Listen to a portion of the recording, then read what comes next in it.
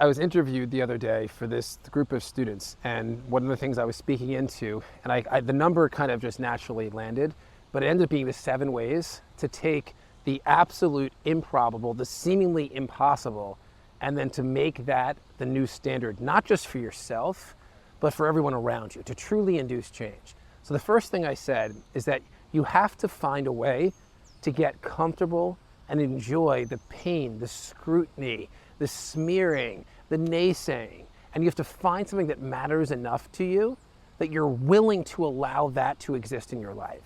So like for me as an example, I'm after something super ambitious. I mean, from anyone's standards, it's seemingly impossible. So what I stand to do and what I will do with a really committed group of people is I'm going to eliminate pain, suffering, addiction, divorce, suicidal thoughts from early stage failed entrepreneurship. Now from anyone's standards, that's just seemingly impossible. Like where do you even begin?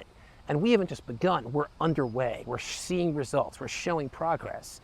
But as a byproduct, what happens is I have these critics emerge. And these critics are people that think they know better because they've tried something from the past that didn't work, and as a byproduct, they're just trying to infuse their limiting beliefs into me. And the naysayers show up. The naysayers feel really threatened by the fact that I am so ambitious and I am so vocal and I am taking such massive action. So the only thing the naysayer can do is try to distract you and slow you down. And then there's like the pain of just waking up and having your foot hit the ground and realizing that your foot just stepped into a big puddle of uncertainty. And then all of a sudden having lunch, and as you're eating, you feel like there's like this pit in your stomach, and that's called the unknown. And then going to bed at night, and as you're trying to shut off, you can't shut off because your mind is just racing around in circles because you just don't know if you wake up the next day if it's going to exist anymore. And I just gotta tell you, it's painful, it's dark, but when you're committed to taking something that is just seemingly impossible, completely improbable, and making it the new standard and norm for yourself and for society, you need to find something that's worth it. So what is that for you? And I was posing this question to these students. What is that for you? And for most of them, I'm sure they have no idea. I mean, they're students 18 to 21 years old. They're still just trying to find their way, trying to figure out what their major is. But ultimately, there's no better time than yesterday to start thinking about what's the thing that matters to me so much that I'm willing to endure all of that discomfort for the sake of what I'm looking to accomplish. And what's really important, and this is where I think the entire world of, we'll call it change makers, goes wrong, is that first you have to do it for yourself. It has to be for you. It has to be completely self-serving in order for it to be selfless and to serve others. So when I committed to this significant moonshot, it's for me. It's for me, not from an ego perspective. It's for me from an accomplishment perspective. It's for me so I can be an example to my family and show them that you can go after something so deeply ambitious, but at the same time, never compromise what matters most. It's for me. And as a result, when I accomplish it, it's for everybody else as well. So what is that for you?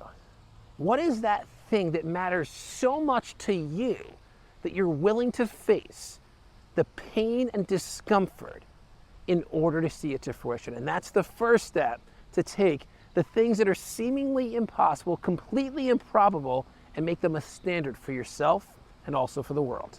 The second thing I shared with the students was this: you need to make it life or death. We just live in such a soft society, and if we started to make decisions from a perspective of life or death, watch how much the world changes. So picture this for a moment, okay? Picture that the most important person in your life, and I said this to the students, most of them weren't married or with kids yet. So picture the most important person in your life. Maybe it's your child, maybe it's a grandparent, maybe it's your parent, maybe it's your best friend, maybe it's your significant lover, like whatever that is. Picture that person standing on a train track. Picture it right now. And behind them is a train going 110 miles per hour. And they're listening to music, so they don't even hear the train. They're unaware of their surroundings. They're just driving with the music. And you see this person that you love more than life itself about to get whacked, demolished, and killed by a train going 110 miles per hour. Here's what I know that you wouldn't do. You wouldn't write out a plan.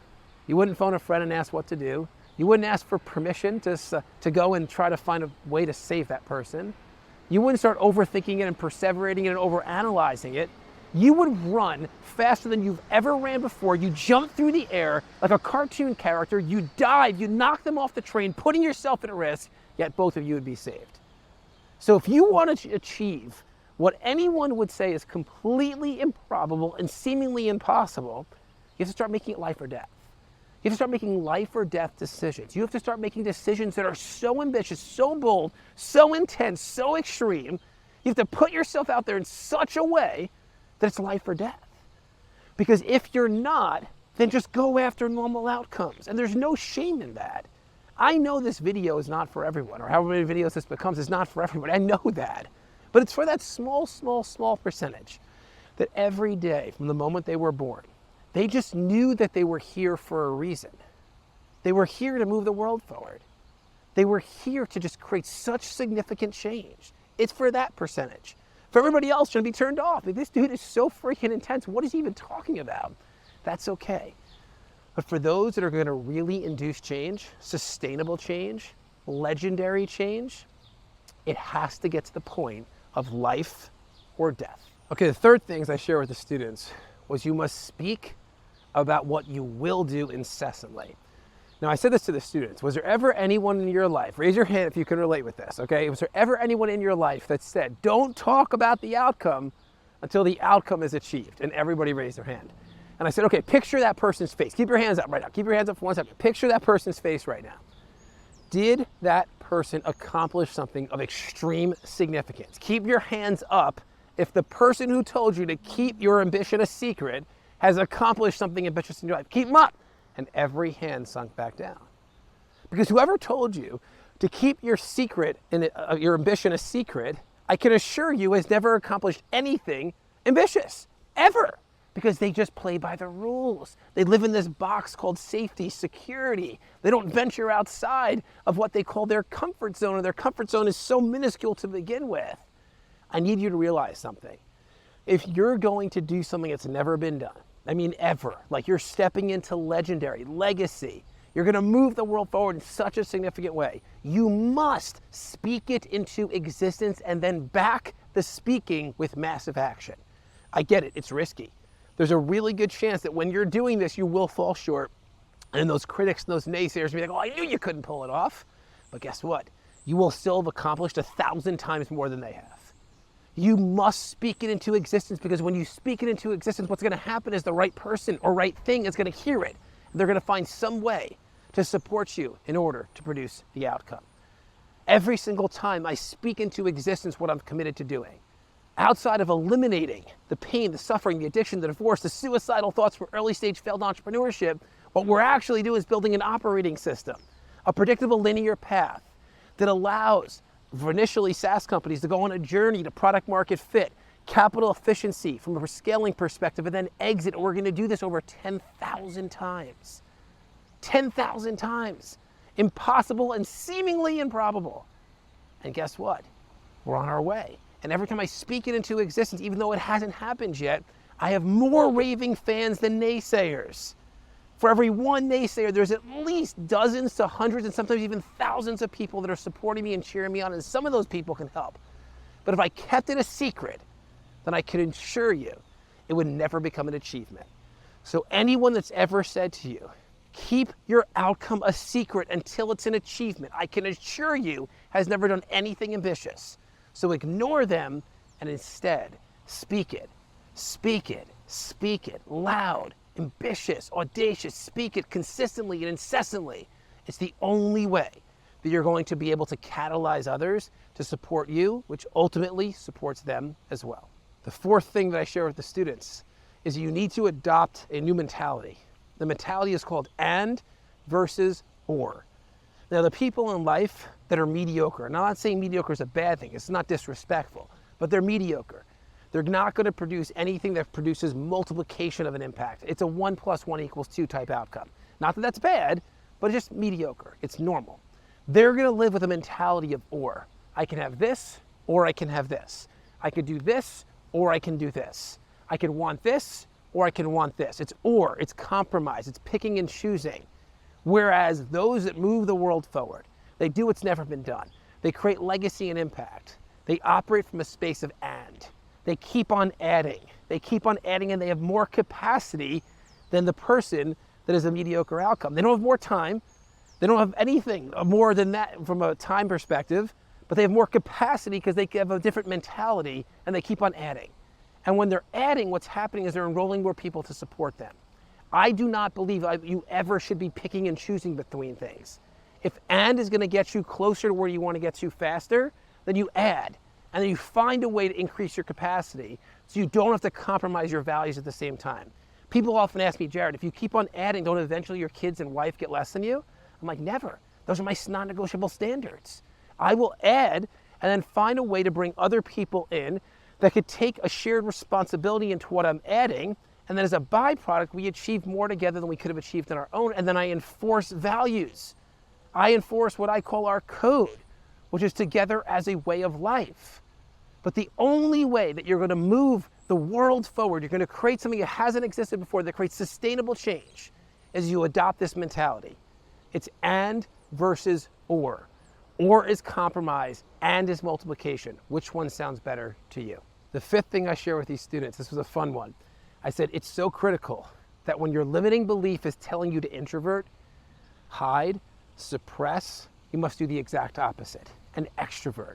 But the same holds true for everything. Whenever my limiting beliefs are telling me, Jared, maybe today is the day that you just take a day off from the gym. You're feeling a little bit lethargic, a little bit tired, maybe a little bit sore. Do you know what I do? I go to the gym and I push even harder.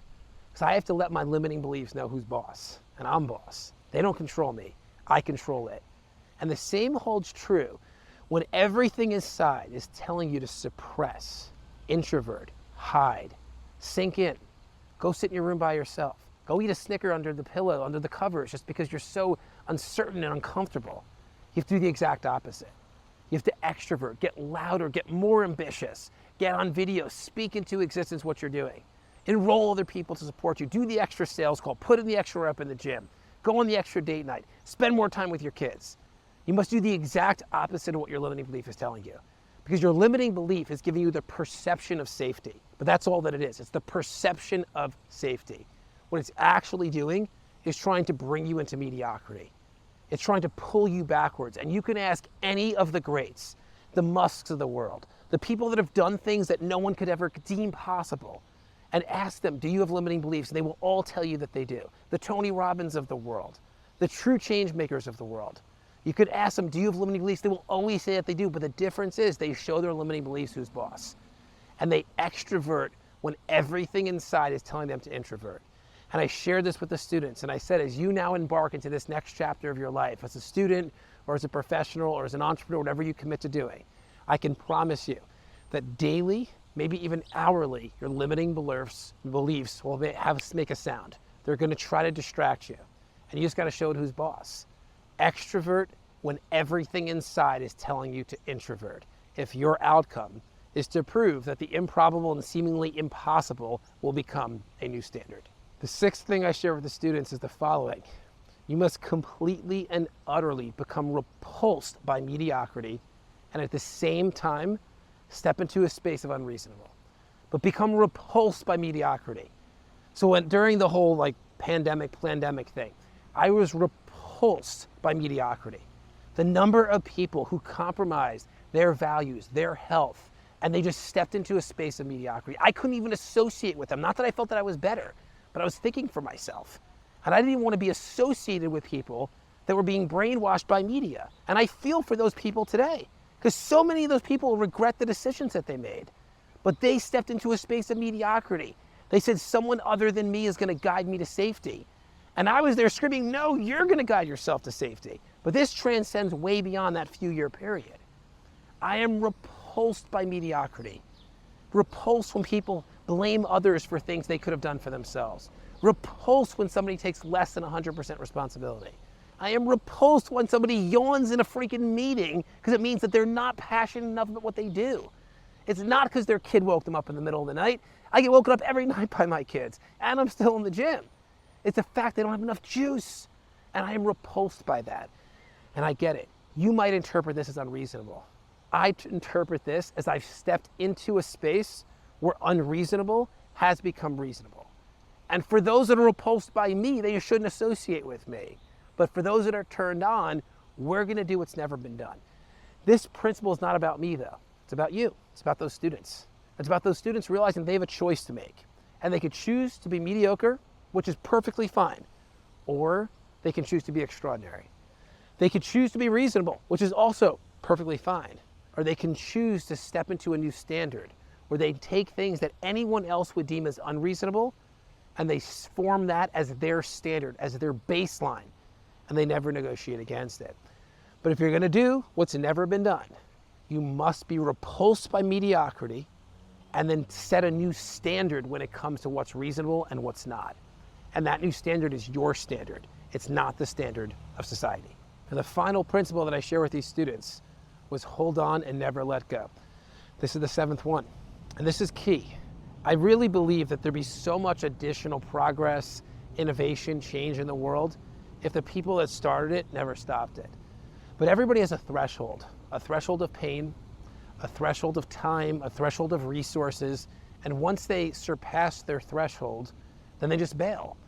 And I always think to myself, I have to find some way to keep pushing my threshold into the future, because I can't even fathom bailing on what I've committed to, thinking that maybe if I took one extra step, I would have made it. So I'm just pushing my threshold out. That's all that I ever do.